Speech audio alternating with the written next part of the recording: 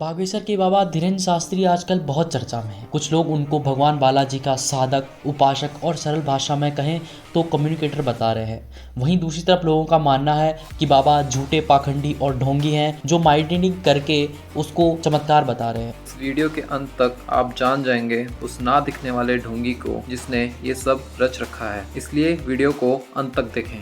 क्या बाबा mind read करते हैं या सच में है कोई शक्ति? क्यों नहीं दे पाते बाबा कुछ सवालों के जवाब खुलकर सबके सामने? क्यों दी महिला ने गालियां और विरोधियों ने उड़ाई बाबा की खिल्लियां? बाबा के पीछे है किसका हाथ? आज हम करेंगे इन मुद्दों पे चर्चा और बदल देंगे बाबा को देखने का नजरिया। Hello and welcome to show time. बाबा खुद को भगवान हनुमान जी का दास बताते हैं और बताते हैं कि उनकी बात डायरेक्ट बालाजी से होती है। आखिर इस बात की सच्चाई का तो नहीं पता, लेकिन बाबा के दरबार की भीड़ देख के लगता है कि लोग इस बात को ज़ोरों शोरों से मानते हैं। धीरेन्द्र शास्त्री के दादा और फिर उनके पिता पहले से ही दरबार लगाते आए हैं, जिसके वजह से बचपन में ही काफ़ी प्रचलित थे। उनका बताना है कि वो बचपन में अपने दोस्तों का रिजल्ट बताया करते थे और वो एकदम सही निकलता था। तो हम जब स्कूल में जाते थे तो बचपन से ही बड़ी कृपा थी, तो लोग बच्चे हमारे पास आते थे, सब क्लासें एक साथ हो जाती थी। अच्छा महाराज जी बताइए हमारी कितनी परसेंटेज बन रही है। वो बचपन उस वक्त ऐसा भाव रहता था दिखाने का। अब तो बहुत गंभीर हो गए, लोगों ने कह करके हमें बड़ा गंभीर बना दिया। तो वो भाव रहता, अच्छा ठीक है तेरी प्यारे 56% बन रही और मेहनत कर 60 हो जाए। इसी तरह शुरू हुआ बाबा का जीवन और इस तरह चला कि 26 वर्ष की उम्र में बाबा इतना चर्चा और इतना नाम पा चुके हैं जितना कोई बॉलीवुड एक्टर का होता है। बात करते हैं बाबा के दरबार की, तो भक्तों को वहाँ कोई पैसा नहीं देना होता है, बस उनको बालाजी के मंदिर में एक नारियल के साथ अर्जी लगानी होती है। धीरेन्द्र शास्त्री काफ़ी प्रचलित हैं और वो काफ़ी लोकप्रिय हैं, इसीलिए लोग उन पर काफ़ी विश्वास भी करते हैं। बाबा सनातनी हैं और वो अखंड भारत को सच करने का सपना देखते हैं। बाबा को लेके कई ऐसी बातें हैं जो मीडिया नहीं दिखाता, जबकि बाबा के ऊपर कुछ ऐसे सवाल भी हैं जिनका आज तक बाबा ने खुल के सामना नहीं किया। बाबा हर भूले भटके का इलाज करते हैं, उनकी परेशानी दूर करने का दावा करते हैं। इस बात पर उनके भक्त भरोसा भी करते हैं। बाबा 26 वर्ष की उम्र में ऐसे कारनामे कर चुके हैं जिनको देख के दूसरे धर्मों के पुजारी और बाबा में मानने वाले लोग हैरान परेशान हैं, जिस वजह से बाबा पर लगातार ही सवाल उठाए जा रहे हैं। बाबा अपने हिंदू धर्म के कट्टर हैं और वो कन्वर्टेड हिंदुओं की घर वापसी भी कराते हैं। कुछ बातें बाबा की ऐसी हैं जो उनको एक अच्छे बाबा नहीं बल्कि एक अच्छे इंसान की तरह दिखाती हैं। जैसे उन्होंने 200 बेसहारा लड़कियों की शादी कराई। बाबा बिना कोई पैसे लिए अपने भक्तों की परेशानी दूर करने की कोशिश करते हैं। बाबा सबसे पहले चर्चा में तब आए जब मानस नाम की एक समिति ने उन पे ढोंगी होने का आरोप लगाया। इस कंट्रोवर्सी को समझने के लिए हम एक नज़र डालते हैं मानस पे। मानस एक ऐसी समिति है जो अंधविश्वास को जड़ से उखाड़ने की बातें करती है। मानस ने टोटल 200 से ज़्यादा फेक बाबाओं का भांडाफोड़ किया है और उनका सच सामने लाया है। अब मानस के श्याम मानव बाबा को 2 चैलेंज या कर्तव्य दिखाने को बोलते हैं, जिसमें पहला चैलेंज ये है कि उनको मानस के 10 सदस्यों के नाम बताने हैं और उनका पता बताना है कि जो कि एक कमरे में बंद होंगे।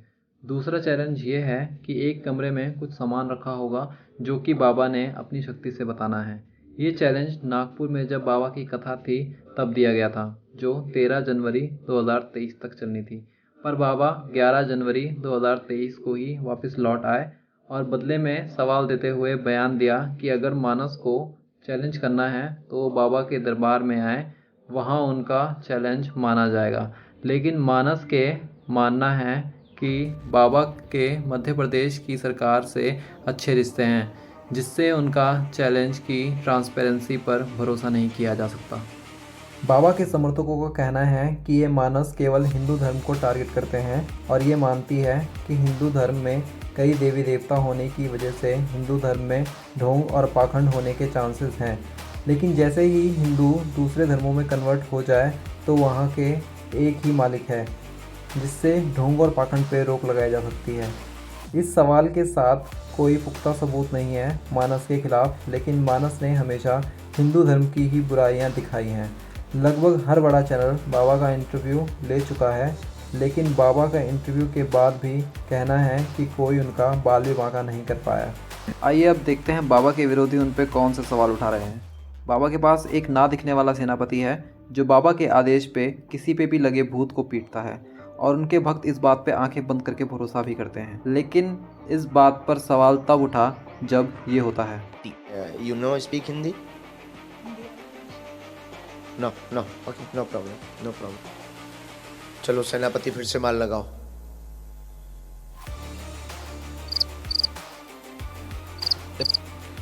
वीडियो में दिख रहे व्यक्ति को हिंदी नहीं आती और जब बाबा अपने सेनापति को आदेश देते हैं पीटने का तो वह व्यक्ति कोई रिएक्शन ही नहीं देता। वहीं दूसरी ओर जब किसी व्यक्ति को हिंदी आती है उसको सेनापति अच्छे से सबक सिखाता है।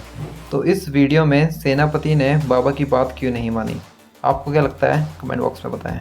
अगली वीडियो में तो कुछ ऐसा हो गया कि महिला ने सोशल मीडिया पर आकर बाबा को गाली दे दी और कहा कि कुछ दिन में ये बाबा लापता होने वाला है। तो देखते हैं ऐसा क्या हुआ उनके साथ। जब ये महिला बाबा के पास जाती है तो बताती है कि उनके पति लड़ाई झगड़ा करते हैं और चोरी डकैती भी करते हैं, गलत काम करते हैं। लेकिन बाबा की पर्ची में कुछ और ही निकलता है और वो महिला को ही गलत बता देते हैं। और ये भी कुछ नहीं था तो बाबा बताते हैं कि तुम्हारी शादी लव मैरिज हुई है, घर वालों की सहमति के बिना तुमने कोर्ट में मैरिज की है। जिस पर यह महिला ना करती रही, जबकि ये महिला पहले ही बता चुकी थी कि उनकी शादी घर वालों ने कराई है। जिस पर समर्थकों का कहना है कि यह महिला फ्रॉड है। ये महिला चाहती थी कि बाबा ऑन कैमरा उसके पति के बारे में कुछ बोल दे और जब ये नहीं हो पाया तो महिला ने उनको गाली दे दी।